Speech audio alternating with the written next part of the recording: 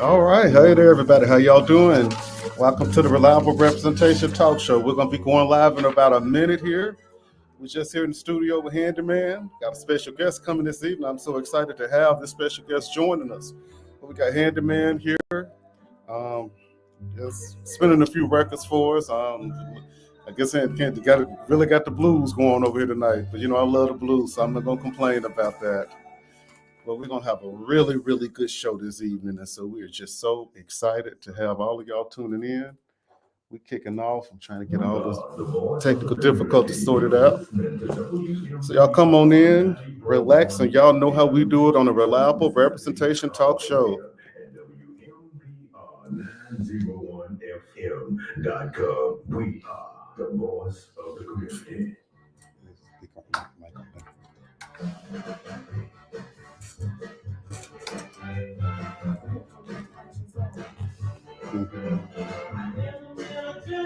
All right, y'all, we're kicking it off real soon here. Thank y'all so much for joining us on the Reliable Representation Talk Show.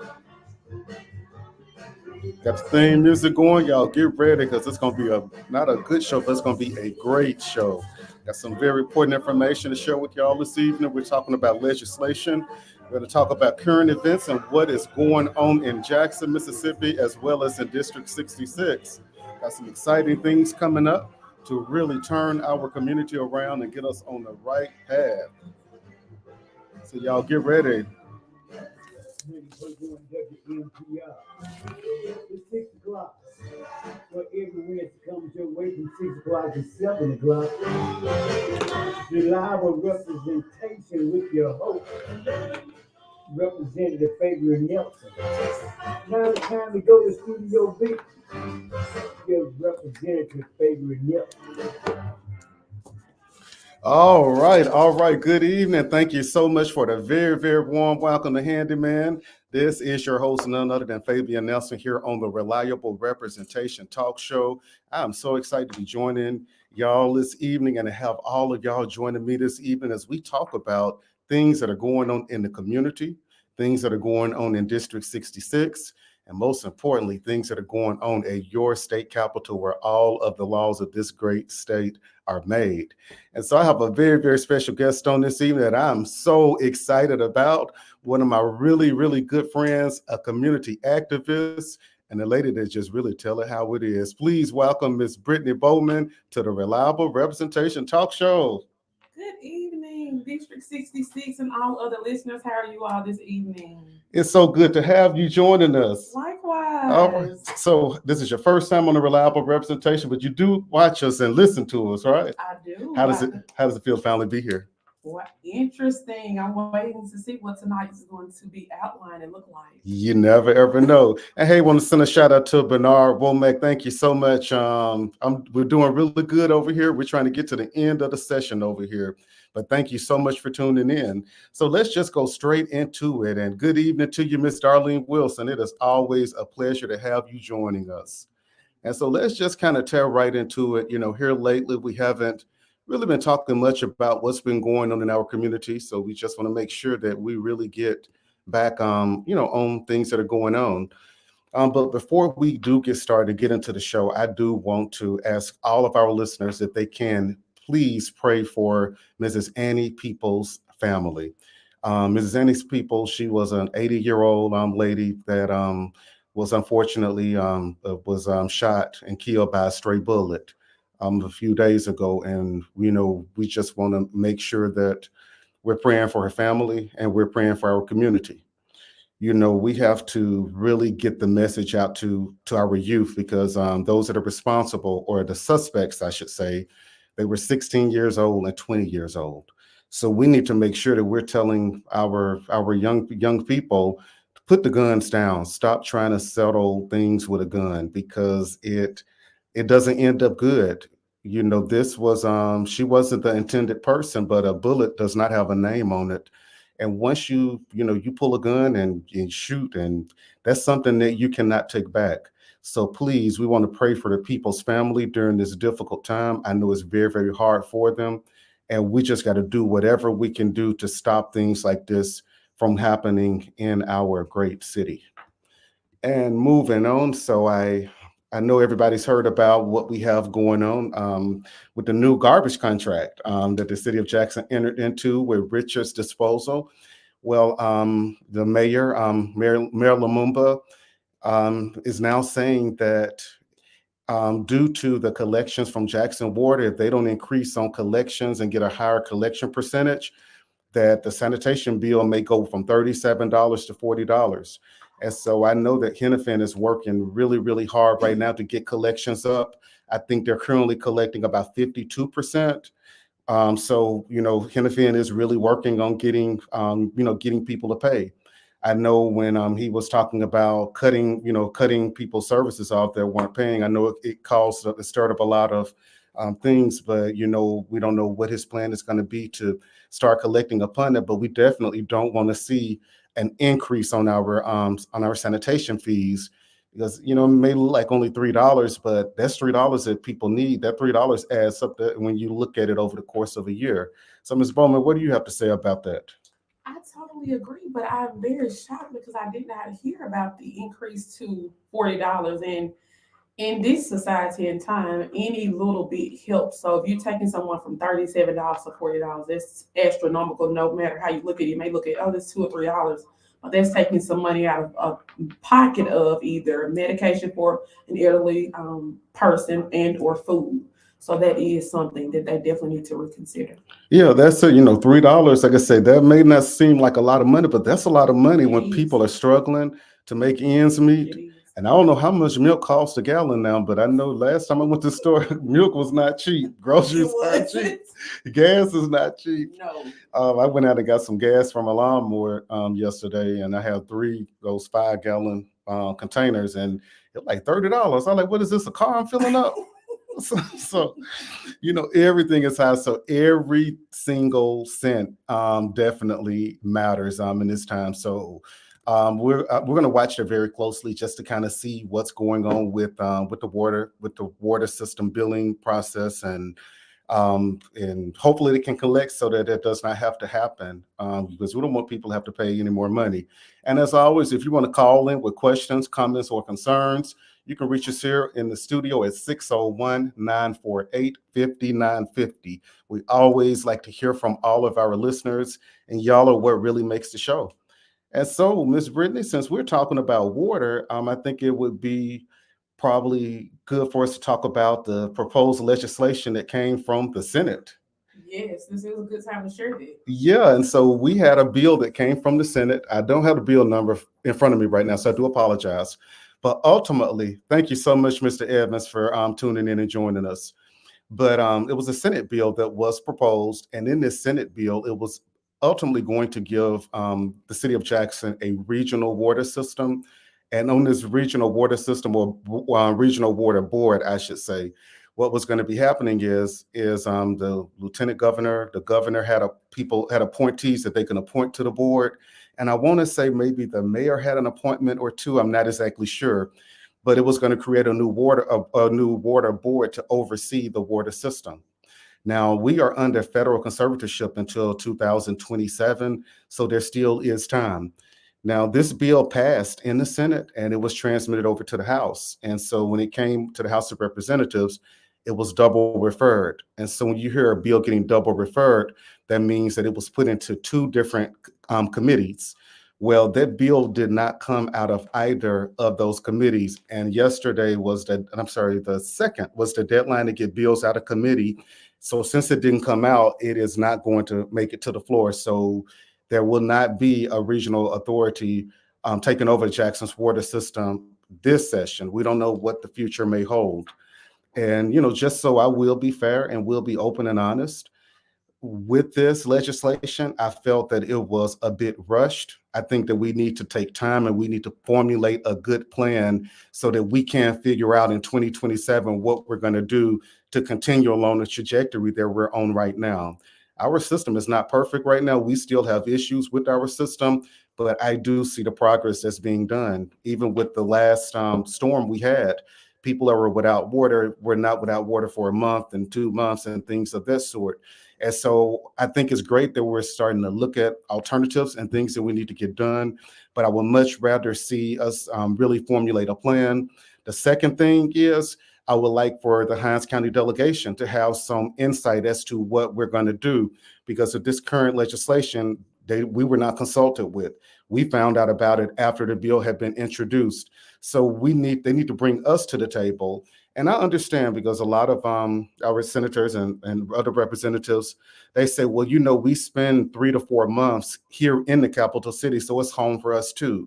I get that. I understand that. And one thing that we all can agree upon, like every single person I've spoken with, the one thing we all have in common is that we want clean, safe drinking water. And so I think that the legislators that live here 12 months out of the year need to be able to come to the table, and we need to say, hey, this is what we want. And even if it's something that they don't agree with, at least our voices would have been heard versus us having legislation just thrown at us. Because I do think that with a regional board, I think that we can make that work to the favor to benefit Jackson. If we look at bigger cities, a lot of bigger cities do have regional boards that oversee the water system. And so I'm not completely opposed to that, but I want us to be able to have a voice and for us to be a part of the decision-making process. And so we're going to have to work very hard on that next year so that when 2027 gets here, we will be in line for it.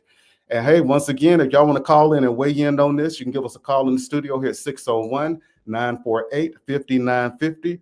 And so since we have my friend over here, Ms. Brittany Bowman, how do you feel about that proposed legislation and that it didn't go through? Or what would you like to see for Jackson Water? I totally co-sign to everything that you stated. There are definitely some issues that we're battling. And I think that, as you alluded to, we need some legislators who understand the issues that we're facing.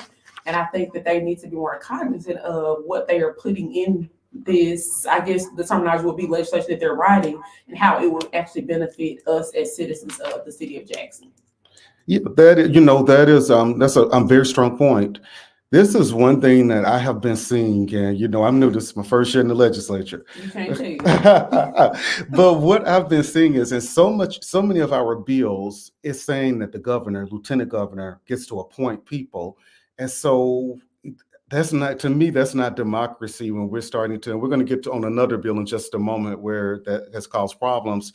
But I understand, the governor has power to appoint people to state positions and be confirmed by the Senate and all of that. But I don't think that that's always the solution for every single thing when we talk about appointed positions. I'm going to go back to an appointment when we were talking about House Bill 1020. It was ruled unconstitutional because they wanted to appoint judges. And the Mississippi Constitution says that judges have to be elected. So I want to see us get out of this business of always saying we need to appoint people to things and things of that sort, because that just that takes the power away from the people. And I think that's what and when I say people, I'm talking about the citizens. I'm not talking about the elected officials. It takes the power away from the people, and the people are the ones that are supposed to have a voice. We're supposed to be the voice for the people, not the people. So I want to see us get back to where people can make the decisions as to who's going to be representing them, who's going to be doing what on these boards. And so we're going to move on to another bill, which is House Bill 1590. I bet nobody knows what that one is. You heard me talk about it so much, everybody, you couldn't your ass. So House Bill 1590, that was a bill that was introduced in the House. And this was what we call the PERS bill. So it affected the public employee retirement system. And what would have happened with this bill, if this bill had passed and had been signed into law, it was going to, as of July 1st, it was going to eliminate the entire board of directors for the PERS system and give the governor and lieutenant governor the authority to appoint people to this board. I want to say that the members of the board, the members of PERS, I think they got 2 appointments, and I forgot how many the lieutenant governor got, but it was going to do that. And also what it was going to do is it was going to eliminate the 2% increase, because what's going on is the PERS board last year met and realized that we're not giving our retired employees we haven't given them the cost of living increase to be, in line with the national level. And so what this was going to do is, if it passed, it was going to cut the 2%. And the PERS board agreed to raise it by 5%. So 2% this year, 2% next year, and then 1% the following year. So it was going to eliminate that 2% increase. And so now, since it did not pass, the board is going to remain intact. And also that the 2% increase will, remain intact. And Ms. Bowman, what are your thoughts on that? I'm so elated. I could jump up and shout. I am elated that that bill died. Yes. And, the thing about that is, and don't jump on me over here, Ms. Bowman, for what I'm about to say. And so if it was not feasible for the 2% to be done due to, we were in a financial constraints and was going to put municipalities and counties in a pickle, and they weren't going to be able to afford it. I understand that. I would have been fine if they said, you know what, we are going to freeze the 2% right now, and we will revisit it next year, but we're not going to mess with the board. And so when they start talking about eliminating the board and appointing people to the board, that's what made me frown upon it, because we don't need to do that. Because what happens when that new board comes in, that new board can say basically whatever it is they want to say, can do whatever it is they want to do. And another thing with the PERS board, they made the argument that the people on the board were not really financial savvy, because they come from diverse backgrounds.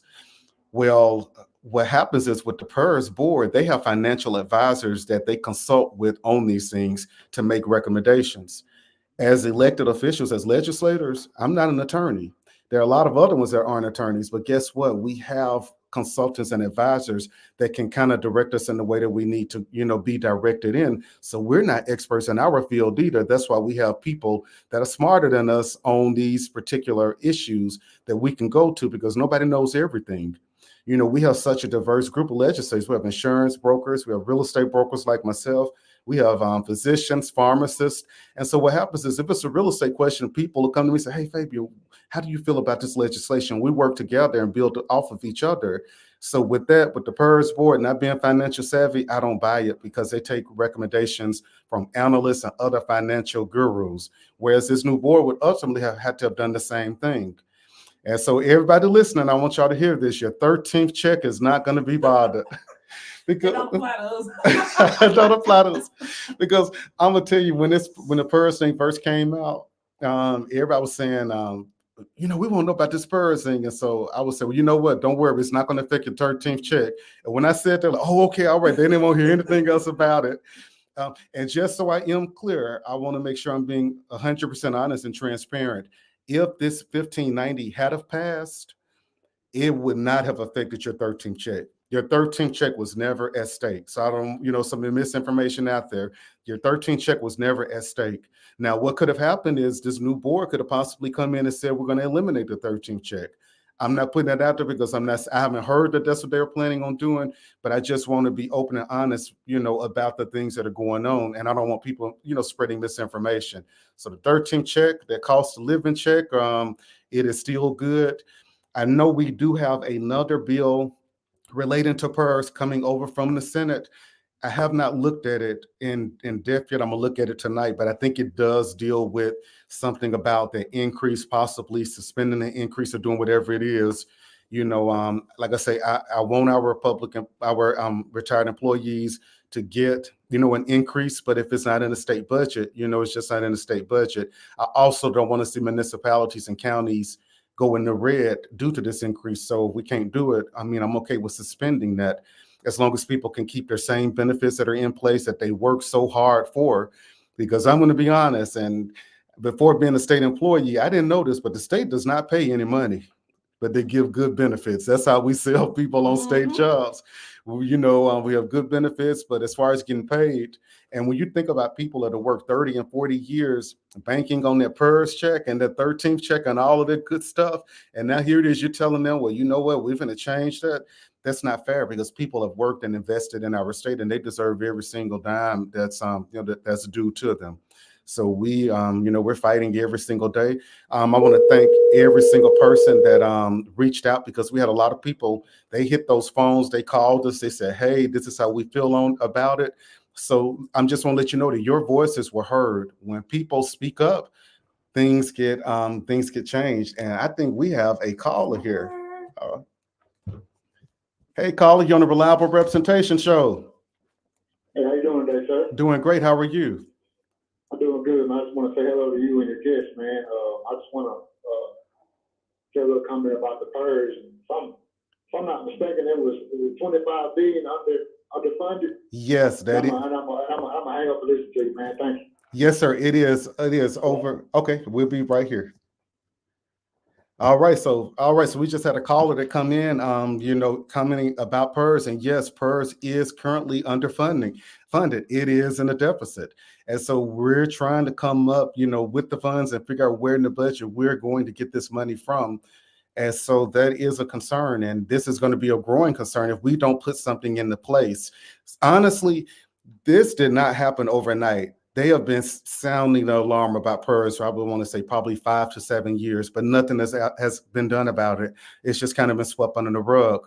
In my opinion, the time to fix this would have been when the state had a lot of ARPA funds. They could have possibly said, hey, let's try to figure out what we're going to do to, bring our PERS system up to where it needs to be. So this is something that we're going to diligently be working on. We're still working on finalizing a state budget. We have a lot of appropriation bills that have come through, but we're still trying to finalize, a state budget right now. So we have a lot of stuff in the works that we have to get done and have to work on. And so you got any questions over here, Miss Brittany? I'm enjoying this, but I love to hear how you are expounding on what's going on at the Mississippi State Capitol. There are so many times where we as citizens, we don't know what's going on. We don't know who to ask those questions to. And I just really, really admire how you are exploring, expanding, and informing your constituents and also the other residents of the Hinds County area about what's taking place at the Mississippi State Capitol, so we don't feel as if we are out of the loop. So again, I commend your work. Look, I thank you. I appreciate it. Well, the name of the show is a Reliable Representation Show. They call me Mr. Reliable Representation. That's what I promised on the campaign trail, and that's what I'm doing. And I'm doing this now because I don't want to do this at the end of session. I don't want to come home after we're out of session and then my constituents saying, well, why did this happen? How did this happen?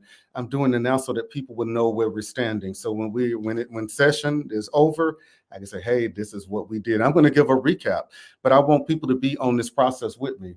That's why I tell people how bills become laws about committees, because I want people to know what's going on.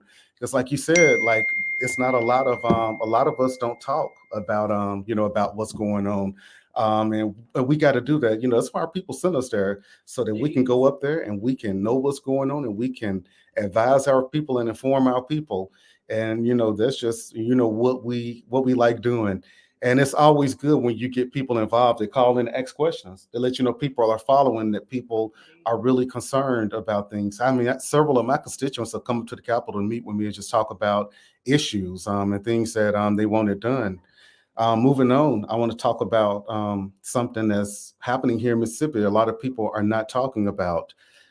Have you been hearing anything about fentanyl on the rise here in Mississippi? I have not until we recently had that discussion. Yes, so fentanyl is on the rise right now. It's coming out of other states here to Mississippi, and fentanyl is more potent than heroin. It's more potent. It's like the most potent drug out there. Wow. One little small granule can kill a person.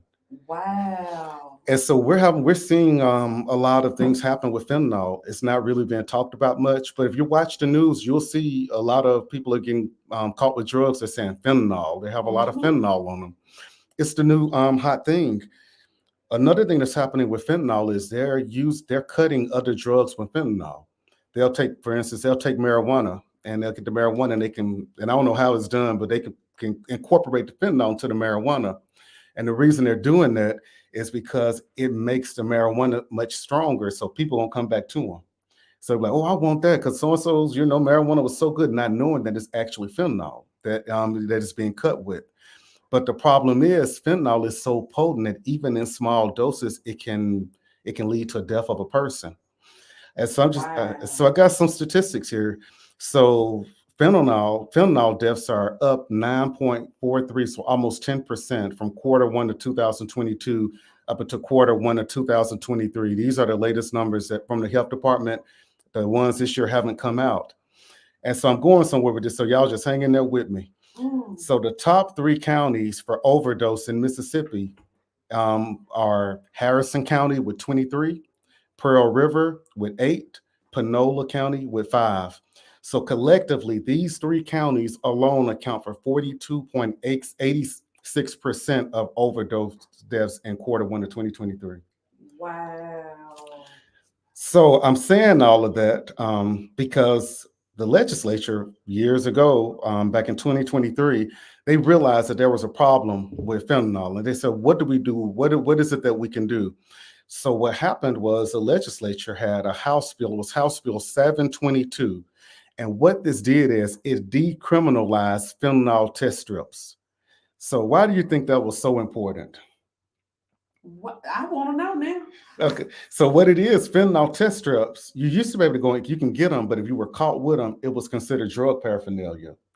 But what they did is they decriminalized them and started making them available where you can go buy them from the store, get them from community organizations, because they want people to be able to test their drugs before they do them to see if there's fentanyl traces in it. And so there was a big fuss about people. Well, we're encouraging drug use and they're doing it, but that's not encouraging drug use. People are going to do it anyway. So we need to make sure that people can be safe. And if you have a family member that's struggling with substance abuse, sometimes you don't even know. You don't. And I would want my family It's member to have that. There's so many people walking around us right now that are struggling with substance abuse that you have no idea. And so that's what happened in 2023. So I'm going to tell you what happened is in 2024, Representative Nelson trying to take it a step further. And so I introduced House Bill 1137. There is this drug, it's known as Narcan. And what Narcan does is if a person, I'll give you a rundown of how fentanyl does. So you're having a fentanyl overdose. What happened is you'll pass out, your heartbeat will slow, and your respiration will slowly slow, and you just like a suffocate because it paralyzes all of that. So in the instance that a person is going through an overdose from fentanyl, with Narcan, if it's administered to them right there, guess what it does? Immediately reverses the effects of fentanyl overdose. And so what I did is in this bill that I authored, because you can go and buy fentanyl from the drugstore right now, you can get it from the health department. But the problem is, if you want to get it from the health department, you have to go online and complete fill out a paperwork. And it takes about 72 hours for you to go get it. People that are not going to think that advanced, I got to do all of that. You can also go to the drugstore and buy it. And some people are not going to go buy it because they want to use the money for other things. So what my bill will do is this will make this will make Narcan, this will make Narcan readily accessible to community organizations. And so what this would do is community organizations that deal with people that are struggling with substance abuse can have this stuff. It will provide it to them free of charge because Narcan is under a federal program to make it free. So this is going to put Narcan in the hands of community organizations. What is that going to do? That's going to be a game changer because people that are dealing with substance abuse sometimes don't feel comfortable going to the health department to go and get Narcan because they don't want to be judged. But this is what we call meeting people where they are. Also, with these community organizations, they're going to hit the pavements. They'll go out and, people that are on the street, and they're going to just pass it out and make sure that people can have this readily accessible, to provide to people that may be, doing that. Some people have what are called fentanyl parties, and they get together and they'll do drugs. And when they do drugs, these fentanyl parties, it was an actress not too long ago. I can't think of her name. They have a fentanyl party. And She went in there and she had too much, and they went and found in the bathroom, but they had Narcan. They hit her with the Narcan, and when you hit people with Narcan, it's like similar to epinephrine. I don't know what's in it, but like when you hit them, they just go in a rage. So she just jumped up and ran out the house, running down the street.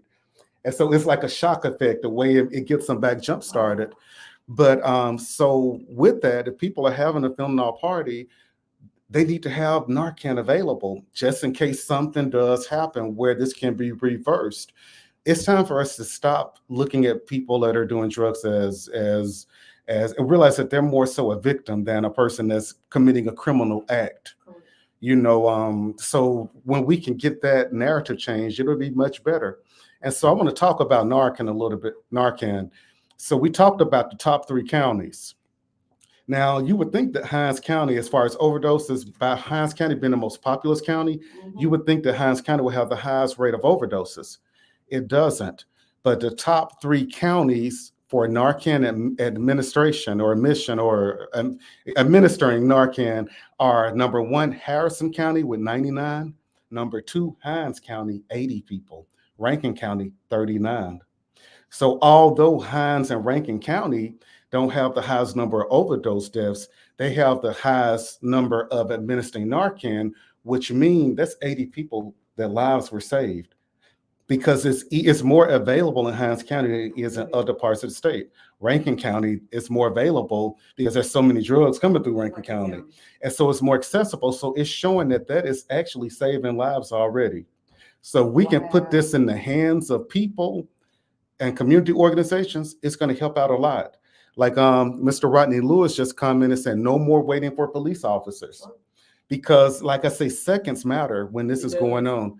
I was down in Terry, Mississippi, and I was talking to one of our alderwomen, Alderwoman Jacqueline. And I was telling her, because she had some things from Attorney General's office, they call them harm prevention kits. But what's in it is they have something, and they have fentanyl test strips, and they have a little packet where you can dispose of fentanyl safely if you want to dispose of it. And so when I started talking to her about it, and she told me, she said, Terry is one of the first communities to implement this. And she said, what happened was not too long ago, the police, Terry police got a call that it was a guy that had OD'd on fentanyl in the park. The officer went over there to him and was able to save his life with Narcan. Wow, that's amazing. And so it works. And so back to Bill 1137, it passed in the House unanimously. It was transmitted to the Senate, went to Senate Committee, Judiciary A over in the Senate. We fought real hard. This was the last bill that they brought out in the Senate to send to the floor this session. So it is now awaiting to be debated on the Senate floor. And so we still have work to do to get this bill to the finish line, because everybody that hears about it, they're so thankful. And they said that this bill will save lives. This is not encouraging people to do drugs. It's not encouraging drug use. But it's saying that, hey, since people are doing it already, we need to make sure we getting these things in their hand. It's not about judging people. It's about saving people, because you never know when you save a person from a drug overdose, how big of a advocate that person can be. When you look at people in the recovery centers, they are all people that are recovering from something. So they can be a voice to tell other people not to do it, because this is how my life was. I almost died, and this saved my life. I was given a second chance. And so we got to always think about those things, when we're going through them. And so y'all, please remember House Bill 1137. And Mr. Lewis, you are very welcome. It's my pleasure to serve. And this is something, I really enjoy doing, getting up and, being able to, make a difference in the lives of Mississippians. This was not one of my platform issues when I ran for office. I never said anything about harm reduction and Narcan, because it wasn't even something that was on my radar. But after I got elected, I had this organization, this harm reduction organization, reach out to me and said, hey, can you help us with something? We've been trying to find a legislator in Mississippi to spearhead this project. I said, what is it that you need? And I sat down, talked to him, and I said, you know what? I would love to do this, because this affects people from all walks of life. And so I'm happy just to be able to be a voice for our people. Well, you're doing an excellent job. I'm trying my best. So, Ms. Brittany, what questions you got for us over here? And I'm going to get a number out again to call us if you have any questions, 601-948-5950. Okay, so tell us this, fully funded education, where are you all at on that? All right. Let me just lay back in my chair on this one and get comfortable. All right, so let's see. I'm gonna break it down how our legislature works. And so we have 2 chambers. We have the House of Representatives, which is 122 members. We have the Senate, which is 52 members. Okay. Now, ask me, what's the difference in the two? What's the difference between the two? Absolutely nothing. The only thing different that the senators do, they confirm appointments to boards that the governor, he appoints people. And so I say that to say what happens is we draft legislation in both chambers. And so in the House, we drafted our own education bill, which was called the Inspire bill. Well, in the Senate, they drafted their bill, which was basically updating the MAEP formula. So we had two different bills for, fully funded education. The Inspire bill, was presented in the House. It passed the House. I didn't vote in favor of it because there were some things in it that I did not agree with. There were some things I was unclear on and I didn't understand. And so I voted against the bill. And, if it comes back up again, I'll vote again. Well, I voted against it 2 times because it came back. But if it comes back a third time and it hasn't changed, I will vote against it a third time. In particular, one thing I didn't like is if a child leaves public schools and goes to a charter school, the funding will follow that child to the charter school. But if that child is enrolled in that charter school after a certain date and comes back to public schools, that money stays at the charter school. And, I'm not knocking charter schools, but what I am knocking is our funds not coming back to the school where that child is going to. The money needs to follow the child when the child comes back to public schools. So that was one of my problems. The second problem that I had with it was I just wasn't really clear on the numbers and on the breakdown in the bill. In the Inspire formula, it allocated additional funding for children with special needs, English language learners, lower income levels. It did have a higher base rate that would be paid for these students. But my main concern was I wanted to see how this money would be provided. Hey there, Representative Brown, how you doing? All right, thank you so much. Oh, yes, sir, thank you. And so my concern was, since we're giving more funding to, for special education, kids are, dealing with special education, I would much rather see that school be mandated that they put special programs in place at the school and maybe pay inclusion teachers a little more money, because just giving the school more money and not telling them how to appropriate it is a problem. The school may get the money and say, hey, we're going to remodel the school with this money instead of giving it, of making sure it's applied where it needs to be applied. All right, we have another caller here. All right. Hey, caller, you're on the line. Yes, sir. I just have a quick question, man. Kind of off the subject, but will raises for state workers ever be a thing? I'm going to hang up the list for you, man. Thanks. Yes, sir. All right, thank you so much, caller, for that question. Hey, look, and y'all feel free calling. You don't have, if you got a question about something I'm not talking about, feel free. We have an open mic today. And so our caller just asked us, would we consider raises for state workers? And what I will say is that we do need to pay our state workers more money. I got one over here, amen in it. Most definitely, we do need to give raises to our state workers all across the board, because a lot of our people are overworked and underpaid, here in Mississippi. And I think that's something for us to really look at and see how are we in comparison to states that are neighboring us. We just got a historical teacher pay raise, I want to say 2 years ago. But even with that raise, it still does not bring our teachers to the national average. Up in Tennessee, the teachers are making way more money than Mississippi teachers. So a lot of teachers have gone to North Mississippi and they'll commute into Memphis every day because they're making more money. And so we definitely need to look at giving our state employees a raise. All right, we got another caller here. All right. Hey, caller, you're on the air. Oh, yes, I was calling in reference to you speaking on the inclusion teachers. I was wondering, how do we as parents get dyslexia recognized as one of the services provided to our kids in public schools? That is a great question. I don't have it in front of me right now, but I'm gonna make a note. Is this is your phone number here? It is. I'm gonna make a note and I'm gonna follow back up with you on this, because what we actually did is we're actually talking about dyslexia, and we do have a bill that is going to provide some funding. I know there's a dyslexia school down in close to Hattiesburg, and we did some funding to fund that school. But I do know that this did come back up in the bill, but I don't want to give you any incorrect information. I want to look at this bill and see how the money is going. But I'm glad you brought that point up, because this is something that it really doesn't, it goes unnoticed. And a lot of teachers don't really know how to identify it. And once it's identified, they're not able to, really provide the services. And this is a huge problem because Right. our children are suffering with dyslexia. They feel different. And when we can't teach them the way that they want to get taught, they get frustrated. And people that aren't suffering from it don't understand the mental wear and tear that it's putting on their child. And so this is very Absolutely. a very, very good point. I have your number here. I'm going to look at this bill and I'm going to call you about it and let you know. But I do know it is a bill that addresses dyslexia and some funding. I'm not sure if it's going to public schools or what's going on with it, but I want to look at that. I want to give you a call on that. That's okay. Okay. All right. Thank you so much, caller. You're welcome.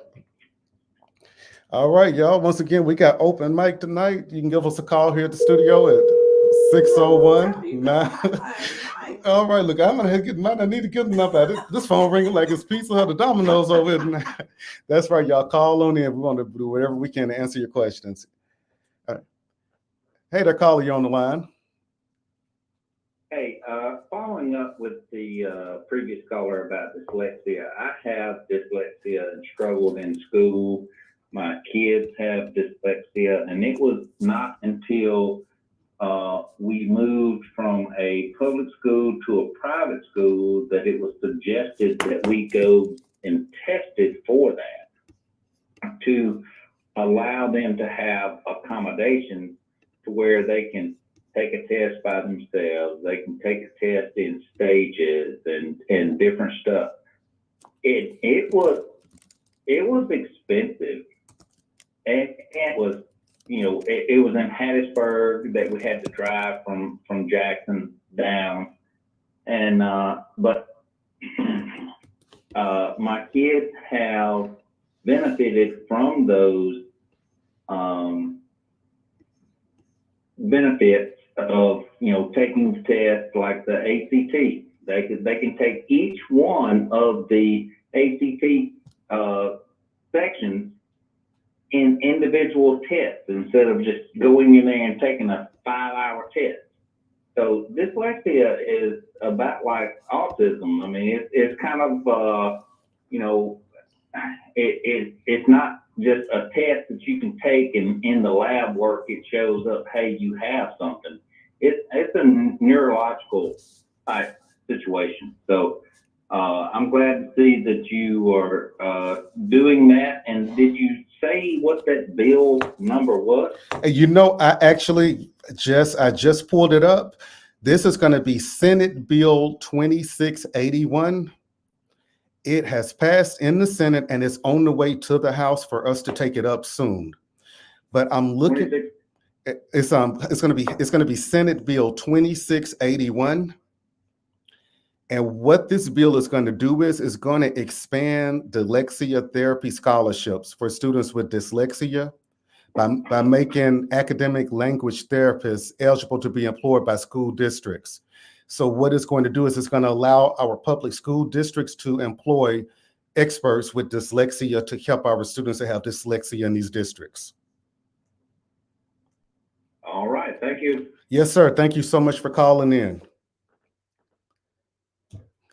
All right, so the call-in number is 601-948-5950. And we always appreciate the questions because that's the way we really get things done when we start talking about, about the issues here in the state. I cannot think of the name of the school, but it's a school down, and I think the gentleman was talking about the school down in the Hattiesburg area, and they specialize in offering services for students experience dyslexia. They actually just did the sweetest thing. If y'all watch my Facebook, I had some Valentine's cards. I had 2 Valentine's Day cards that I put on my Facebook. They sent all of us cards, thanking us because we provided a lot of funding to this school a few years ago. But we have to make sure that, no child is truly left behind. And we got to make sure that we're training our teachers on identifying these issues ahead of time because, when I was in school many ages ago, 20-some years ago, autism wasn't a thing. It wasn't. It was not a definition. Autism was not defined. Nobody knew, what it was. They just said, a person has a mental problem. but by us not being able to identify, resources weren't put in place. When I was in school, I never heard of an IEP. I didn't know what an IEP was till I had children that are in school. And IEP basically makes sure that children that are having struggles are having the services that they need. A child with dyslexia will fall under an IEP. I think it's what is that, individualized education plan. Mhm. And so they have advocates and voices and people that are going to make sure that they're getting what they need. And so when we start having these conversations and bringing these things to the light, that really helps out a lot. And that's one thing we want to do. We want to always be an advocate for every single Mississippian, because we are all struggling with our own unique issues, with our own unique things, and we have to make sure that we're representing, people from all walks of life. All right, Ms. Bowman, what's the next question? What you got for me over there? Listen, that was my biggest question. You've done an excellent job of expounding on that. And education. I didn't finish education. Okay. You gave me a good part of what I wanted to know. Okay, I'm like the pastor. I'm finna close in a minute, and I'll be up here for. You got 3 more points you need to make. 3 more points. I'm gonna close in a minute. Yes, Mr. Lewis made a good point, and the IEP follows that child. It does. It does. It follows that child, and so that with the IEP, children get special accommodations like extended time to take tests, Mhm. a person to read the test to them. Mhm. They can take tests as many times as they need. And so it makes they're tailored to each individual child. So IEPs are great. But back to funding education. So with this, we passed our bill, the Senate passed their bill, and we sent our bill to the Senate sent their bill to us, and ultimately ended up happening. The Senate, the Senate didn't take our measure up. Okay. They sent us their measure. So what the House did is took their measure and changed it and put our language back in the Senate bill. And so now this bill is going to what's called conference. So remind me to tell you what conference is when we get off of this next call. Sure. Hey, caller, how you doing? You on the air? I'm doing fine. Good evening to you and your guests. I have a comment on the water situation in Jackson. I'll be brief. Yes, sir. If from my understanding, I've been in and out. If I understand you correctly, you said that there were a collection rate of 52% Yeah. of water. Yes, sir. So that tells me 48% that are not being collected. I live in Hinds County. I don't live in Jackson. I live in Hinds County, but my water system is from Jackson Water System. And here's my comment. We have to pay our bills. I don't care who you are. I don't care where you're from. I don't care about your economic situation. We have to pay our bills. I guarantee you that Entergy is not having the same problem as Jackson, the water system in Jackson. I guarantee you that Atmos, or whoever the gas company is, it's not having that same issue. I guarantee you AT&T is not having that same issue. I said that to say this. Just because it's Jackson Water, I can go out there and route a line somewhere and get free water, then that's okay. But the city suffers from that. That's because half of the lights are not on. Traffic lights are not on. Mm-hmm. That's because other things that need to happen in the city are not happening because we are not paying our bills. Amen. We're doing other things with the money. So getting back to the comment that the gentleman made earlier about shutting off water, I'm all for it. If you don't pay your bill, shut it off. I guarantee you, in a matter of time, they'll find a way to pay their bill.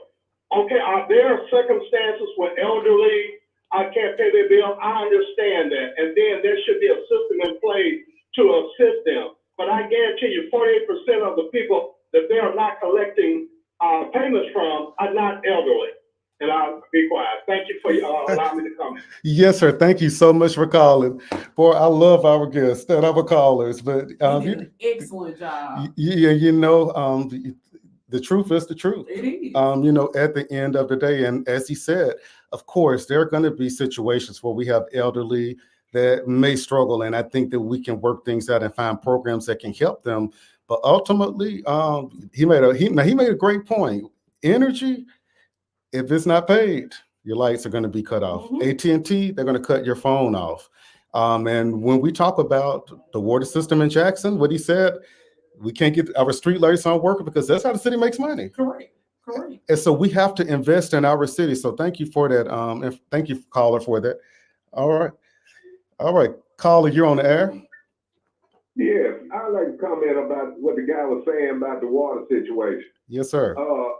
I can understand what they're saying about not collecting, but they shouldn't be collecting when the water system is not in place. Everybody know that these bills, these outlandish bills, why should that person have to pay this bill, this taxation without representation? Why should I have to pay a bill that you don't even know what it is? See, you can get a correct bill, like he's talking about the energy and all them. Them people have a correct set rate what they do in there. And they didn't have this backed up problem. You have people sitting out here and talking about the elderly. You got people that's younger than the elderly. I'm a senior citizen myself. But I feel like nobody should have to pay a bill that you don't even know what it is. But you just gonna give it to you and holler about, oh, you owe $7,000 and you want to collect it.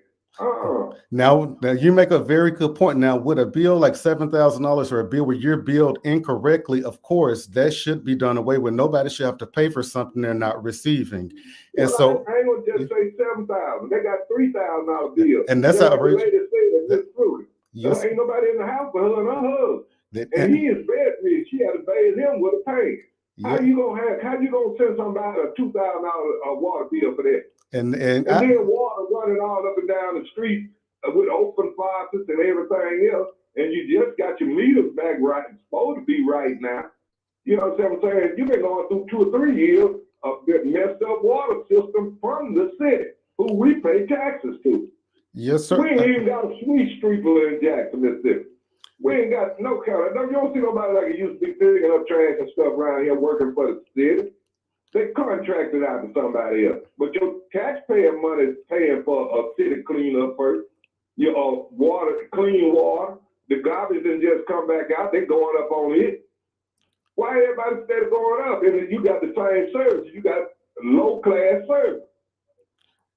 Yes, sir. I agree with you. And thank you so much for your call, caller. Thank you. All right. All right. And so we had 2 opinions on the water system. And you know what I will say to the last caller is I agree with a $7,000, $3,000 bill, of course, there should be something done because people shouldn't have to pay for something that they did, services that they did not get. But for people who bills are what they should be, we got to figure out a way.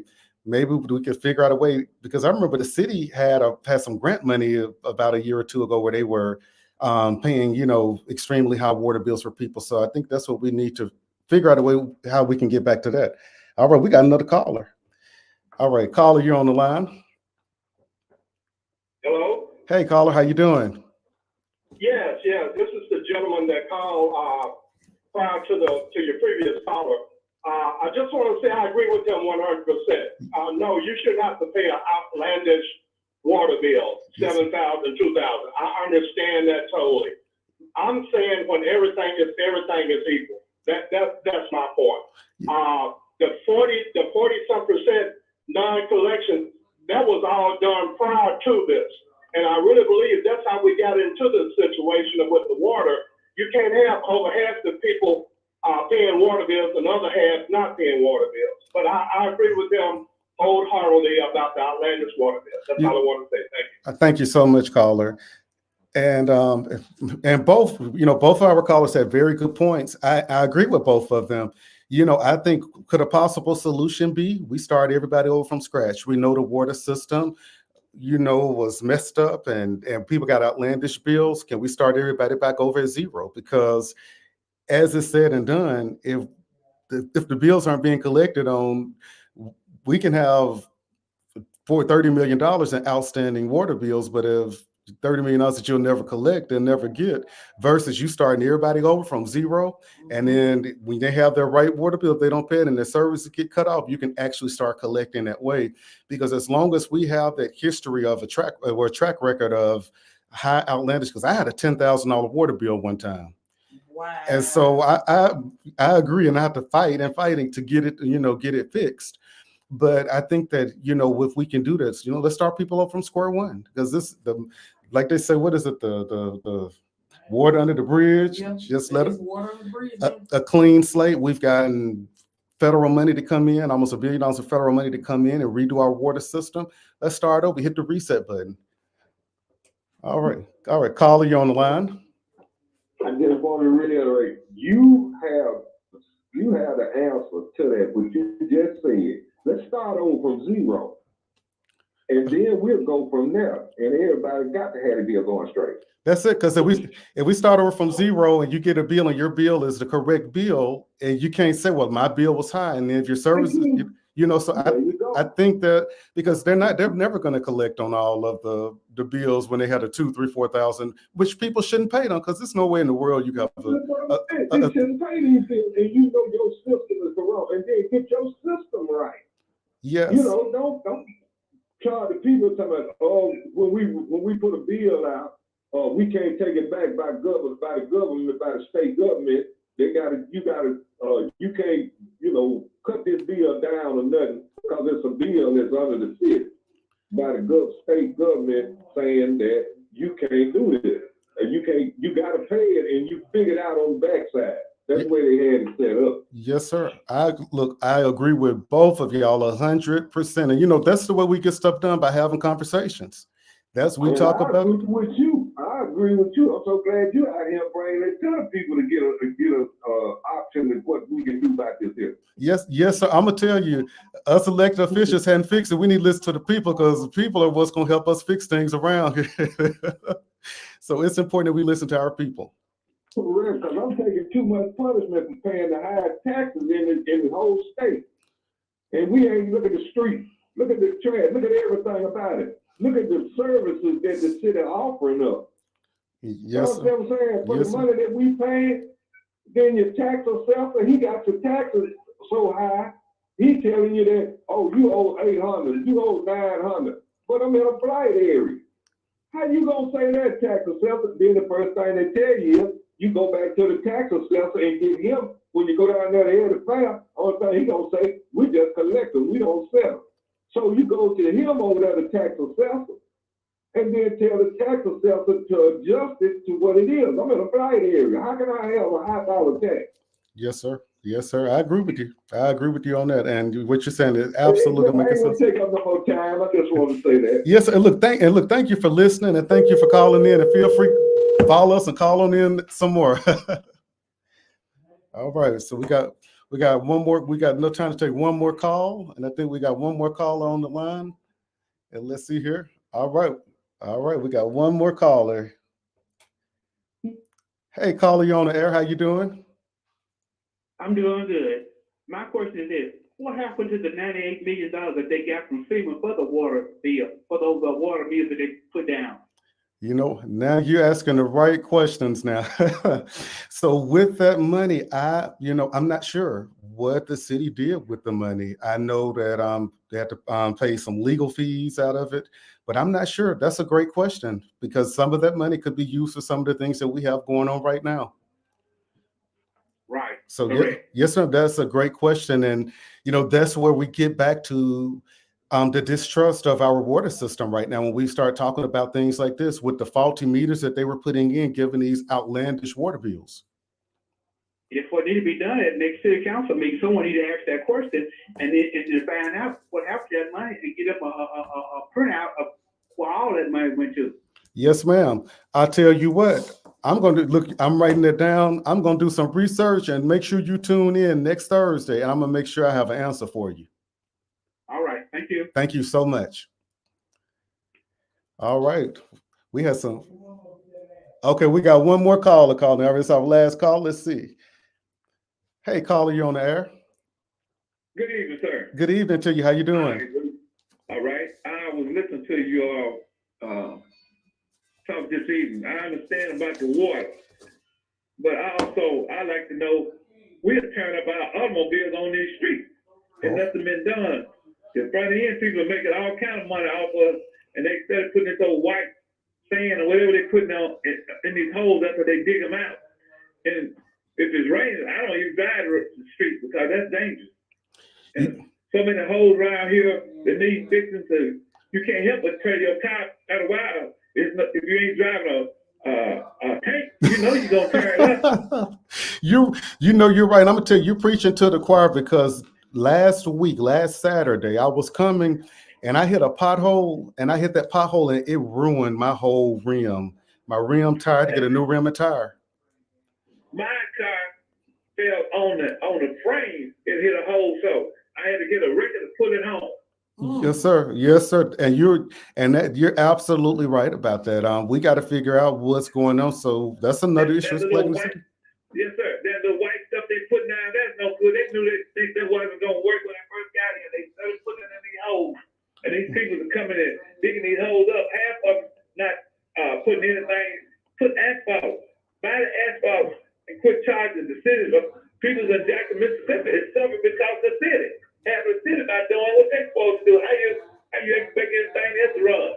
You got people running the red light. You standing at the red light. You got insurance. 50% of people don't even have it. It's gonna hit you. They go on about their business. Yes, sir. Need to be done. Yes, sir. That's it. Well, look, caller, we're out of time. But look, make sure you call back in. We're gonna pick this up next Thursday at 6 o'clock. Make sure you call in, because you guys are making some great points. All right, you too. All right, y'all. We were busy, and Handyman is putting us out the studio. Thank y'all for tuning into Reliable Representation Talk Show. We look forward to next Thursday with y'all. We're gonna let Miss Brittany Bowman take us out this evening. You all have a great evening. Be safe, be vigilant, and definitely be blessed, and keep God first in everything and all things. All right, Handem, take us away.